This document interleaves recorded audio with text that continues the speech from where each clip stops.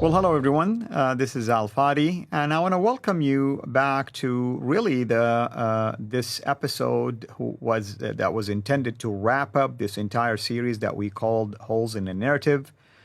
Think of it as a summary, if you wish, a condensed summary of these. I think we did about 10 episodes, give or take.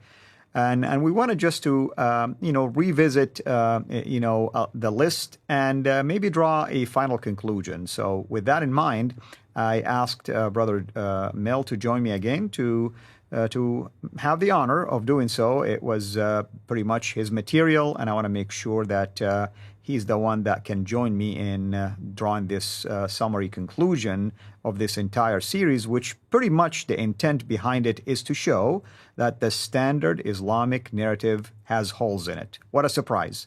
And we are trying now to summarize to you evidence of that. And these are not exclusive, obviously, but these are a handful of things that you can use just in your own dialogue with your Muslim friends. Hopefully that will draw their attention to some of the problems, and hopefully that will draw them to begin to search the truth. And that's where we're coming from. It's all about the truth, and that's in the person of our Lord Jesus Christ. Mel, brother, welcome back, and thank you as always for the hard work, and would like for you really to join me here in summarizing this series, the different topics that we've covered, and let's draw a major conclusion at the end. Yeah, well, great to be back. Great to talk to you again, and hopefully this episode will kind of make sense of the sketchiness of the standard Islamic narrative. Even at the outset, I would say it's not just sketchy. There's clearly things in the standard Islamic narrative which are just plainly false and are not true. One of the things that we looked at the outset was the idea of Muhammad's story being sketchy, and we saw both in terms of his birth and in terms of his death, things didn't quite line up as it should for a story that's meant to be true. We found that there were problems with the idea of Muhammad being born in the year of the elephant. Major problem is Abraham went to the Hijaz about 2 decades before Muhammad's birth. So that's a major problem. And we know that from rock inscriptions, and we know that from Procopius, who was a Roman historian in the 6th century, or Byzantine historian, if you like. So that throws that one out. In terms of Muhammad's supposed death in 632, the early sources we have on Muhammad puts him as being alive in 634. So obviously that's a problem. And it would lead us to question whether we can depend on the veracity of the story of Muhammad if they can't get these two basic details right. And we also saw that Ibn Ishaq and Ibn Hisham, their versions of what happened are so far separated in time, like 130 years in the case of Ibn Ishaq, and I think about 200 years in the case of Ibn Hisham. Why the big gap? Why was there such a large gap in time between Muhammad's supposed biography and the time he lived? So that's sketchy and very unreliable. If the historical person is anything like the narrative that they give later, it's very hard to know. I would suggest that you can't really depend on it. The fact there's a big gap there would suggest that whatever was there before was covered up and deleted, got rid of, and it'd be interesting to get hold of what was got rid of. Unfortunately, it's anyone's guess what was there before. They probably had some form of narrative before, but it probably looked very different. So obviously they had to get rid of it. So that was a big part of the problems with the standard Islamic narrative. Another area that we looked at was the question of images of Muhammad. It was supposed that Muhammad in his time banned images. But what we found was that in terms of the caliph's palaces, and we're talking from the year 700 onwards up to, say, 750, right, we saw plenty of evidence that the caliphs were quite happy to have paintings on their walls, have statues and so on, some of them quite lurid. This doesn't seem to match up with the standard Islamic narrative. It seems like this story of Muhammad banning images is a later invention. In fact, if we look at the history of art in Islam, we discover that Muhammad has really been painted all the way through the Islamic histories. So it's hard to justify the idea that he actually banned images in the 7th century. It just doesn't tie well together. Another area of discussion was the Masjid al-Haram. We've been told in the Standard Islamic Narrative that it was originally in Mecca, but we looked at lots of evidence to suggest that it actually could have referred to Jerusalem originally. So the texts that make reference to the Masjid al-Haram, when we line it up with what we know about the Temple Mount, what we know about various descriptions of it, it seems to fit the Temple Mount much better than it does Mecca. In fact, it doesn't fit with Mecca in the Hijaz even remotely. All the activity we discovered around the masjid was happening on the Temple Mount in the 7th century. So we saw that Umar, having conquered Jerusalem, set to work building a masjid right on top of the Temple Mount, and then it was later replaced twice, in fact, the last one being the Dome of the Rock on that same location. So right. I think that kind of leads us to question the Standard Islamic Narrative's tale about the Quran and Muhammad coming from a place called Mecca in the Hijaz. I don't know if you want to jump in at any point. Well, I mean, it's an interesting thing because it's like you said, it's either referencing Jerusalem initially, which is very damaging because there we go again, we have something pointing north. And even if someone would say, well, no, it was Mecca, then it was borrowed from Jerusalem. So there is nothing original about it. Absolutely. And, even the custom of running between Safa and Marwa, well, we discovered that Mount Moriah, which is the Temple Mount, is pronounced Marwa in Arabic. So there's Marwa. And then Mount Scopus, which is also in Jerusalem, is actually alternatively called Safa. Right. And so again, it just doesn't add up to say that this originated in the Hijaz. All the other evidence that we've looked at has consistently pointed up north. We know that all of the sources that are used in the Quran are found up in the north. The Aramaic links as well, all up in the north. So it all fits like a glove, in that general neck of the woods up in the north. So the other area that I looked at as well was the idea that, well, what about the Masjid al-Haram existing in Petra? Because obviously Dan Gibson has an alternative theory on that. I've looked at the evidence for that. I looked at the dimensions of a place that was in Petra that was supposed to be that Kaaba. And what I was able to show is that the dimensions don't match Al-Azraqi's description. Now, what's still in play, I did point out, was the Qiblas, and that is something that requires further investigation. But just in terms of the particular place that is suggested as a Kaaba, I don't think it's a contender. I suggested that the archaeologists that worked on the site had suggested that it was actually an altar and not a Kaaba. And it was an altar in service to the nearby temple that was there. Right.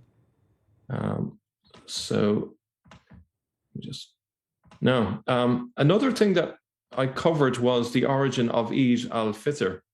Right. And I argued that it had a pagan origin coming from Haran, of all places, again, way up north. And what's interesting is we've got lots of evidence to suggest that there was, back long before Islam, there was a tradition of fasting for 30 days, followed by a feast at the end of the 30 days. And this Babylonian feast was actually called Al-Fitr as well. And we know that Nabonidus promoted this festival and the accompanying 30 days fast in Arabia. And we know that from rock inscriptions. So it's pretty much clear cut.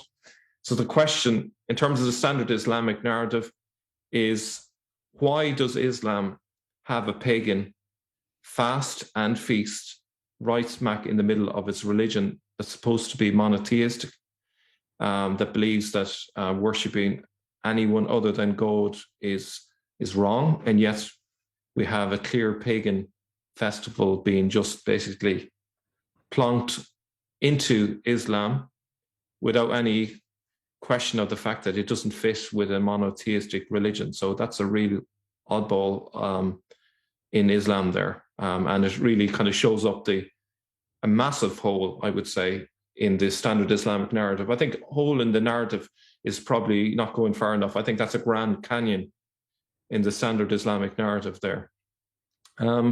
Another thing that we looked at was the artwork about Muhammad over the centuries. And that tells an interesting tale that Muhammad started out in the first centuries simply a human being, and then gradually became more and more a divine figure. Started off with a small halo. The halo got bigger and bigger until finally his whole entire being in later centuries is projecting light. And then around the time of the Ottomans, his face is veiled. He is so holy that you can't even look at his face. So that in itself should be a serious concern for Muslims. Shirk is not allowed. There's only meant to be one God, and yet we see evidence of a growing idolatry around the figure of Muhammad, which should have been banned, but it just grew and grew over the centuries. No doubt the fact that Islam came in contact with other religions and took on other religions' ideas, for example, Buddhism, had an impact, and you can see that impact over time. And again, this just proves the idea as well that Muhammad didn't ban images, because we can see all down through the centuries, Muslims are drawing images of Muhammad. Right. We also looked at the idea of idols of Muhammad. We saw a report by a priest from I'm going to say the 12th century, who reports that the Crusaders found an idol of Muhammad, a golden idol of Muhammad, up on the Temple Mount, possibly in the Dome of the Rock, though it doesn't say exactly where it was. And what was interesting was that there was another report in what's called the Song of Roland, which was written in France around the same time, which reported that Muslims had statues of Muhammad in their possession, and they were praying to the statues and asking for Muhammad's intercession. So that I thought was interesting. Absolutely. And actually that fitted in with what we looked at in terms of the question of praying at tombs. And we found that there were Muslim records of Muslims down through the centuries praying to Muhammad in his tomb and asking for his intercession, which again is idolatry essentially, which fits in with the idea of there being a statue of Muhammad. I think there's not really much of a difference whether you are painting an image of Muhammad, whether you're having a statue of Muhammad, or if you're simply just praying to him in a grave. It's essentially a form of idolatry. I don't know if you want to jump in on that one. I mean, it's definitely fascinating to me, simply because, like I said, you're praying to a dead man, or asking a dead man, according to chapter 4, verse 64 of the Quran, to intercede on your behalf. I mean, how in the world a dead man is going to intercede on anybody's behalf? He can't even intercede on his own behalf. But yet, the Quran is expecting you to treat him as such. And that's why people were doing what they're doing in obedience to the command given to them in the Quran. It wasn't happening out of nowhere. Of course, later, Salafi movement claimed that was an innovation and misinterpretation. So I guess my question is, does chapter 4, verse 64 still apply today? I mean, that's the main question here that we have to ask. Yeah, and where we finished up really in the series was the question of, is Islam the fastest growing religion? This is the number one argument that the Taoists like to put forward. It kind of gets them up in the morning. It encourages the flock to know that they're growing rapidly. But what we found when we looked at the data is that in Muslim countries, there is a demographic time bomb at foot. The number of children being born in Muslim families has fallen from 1960 to 2019 by 4 children per woman, and that's a massive drop. And the projection is to continue downwards. So you are going to look at within a decade, the average family size falling below the replacement rate, which means that the population in North Africa and the Middle East is set to go into free fall. And on top of that, to make matters worse, apostasy is taking off. 52% of young people in Iran no longer believe in Islam. 52% is a huge number. So we have massive apostasy. There is clearly a failure in attracting people to Islam as well. And then there's also the immigration problem. There's so many people leaving the Middle East and North Africa. They're taking a plane or a train or a boat to Europe, and many of them are actually converting to Christianity. They are filling the empty churches that the Taoists like to talk about. Well, thank you very much.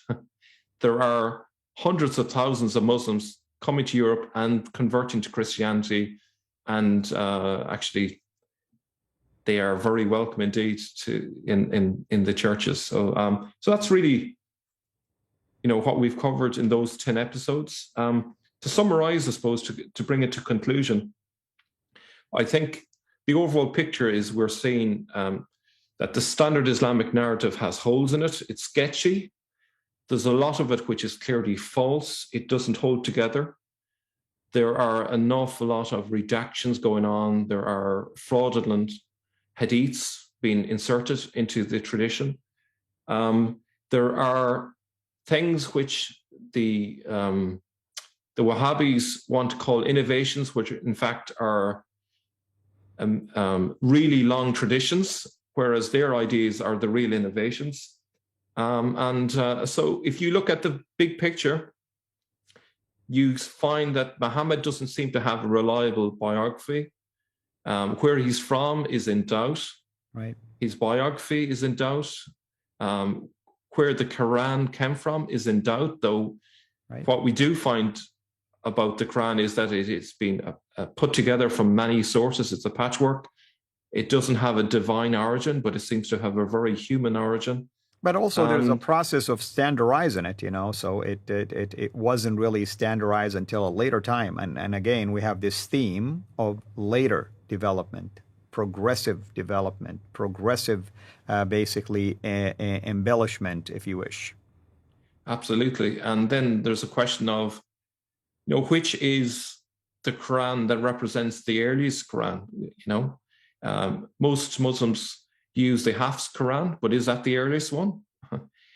So, and there's so many variations between all of the Qurans. That's not something I've covered in this series, but I know Jay and you have covered that in great detail. But there are a host of problems for Muslims in terms of Islam.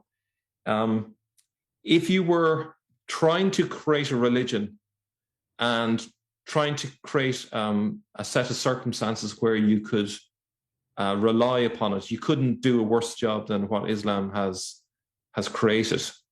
It has literally done everything wrong.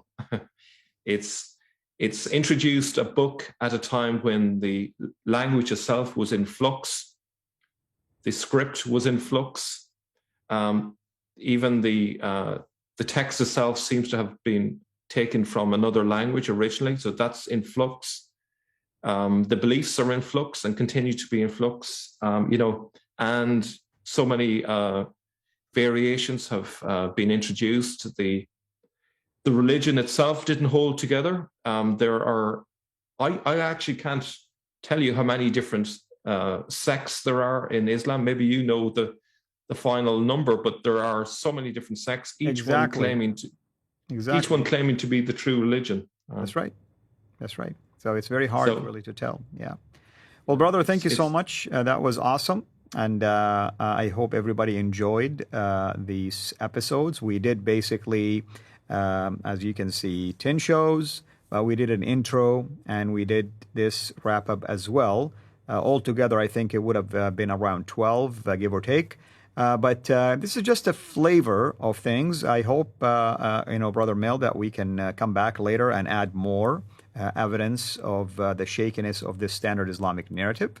And of course, all of the discoveries that you, your team, Jay, and others have been addressing and we've been showcasing here in our channel along with yours, in and of itself provides a shaky foundation for that standard Islamic narrative. So what's the conclusion? Really, the conclusion to my Muslim friends who are watching is this. Go and inspect this info. Don't take our words for it if you're doubting us. But once you confirm, and you will confirm that these evidence are true, we ask you to consider coming to Jesus because he's the only solution to this problem. Thank you, brother, as always. If you would like to add anything else before we wrap up. I would say you can throw out one or two of these. You might say, well, this doesn't seem to make sense to me, but there are so many points here in the series that you cannot throw them all out. I think the one that stands out for me is Eid al-Fitr. That's clearly borrowed from paganism, and there's no way you can mix monotheism and paganism. So I would suggest find another religion. If you're looking for a religion that comes from God, this is not it. It has human handprints all over it, and that's right. My final word on it. That's right. Thank you so much, brother, as always. Thank you, everyone, for watching. Please consider to subscribe to our brother's channel, Sneakers Corner. Consider a partner with him in support, of course, and in prayers. And we ask you to do the same thing, to consider subscribing to our channel, CIRA International, on YouTube. And also, we appreciate your partnership with us financially through Patreon or PayPal. And we are blessed by your support and your faithful giving. Thank you again, brother. Thank you, everyone. This is Al Fadi, over and out. God bless you. Thank you for watching this video. Be sure to like and subscribe to our channel, CIRA International, and click on the bell so that you receive notifications whenever we publish a new video or go live. I would also like to appeal to you to consider becoming a Patreon patron by clicking the link right below. By doing so, you can give towards the production of these videos. There are also other options for you where you can give to our channel. I thank you from the bottom of my heart.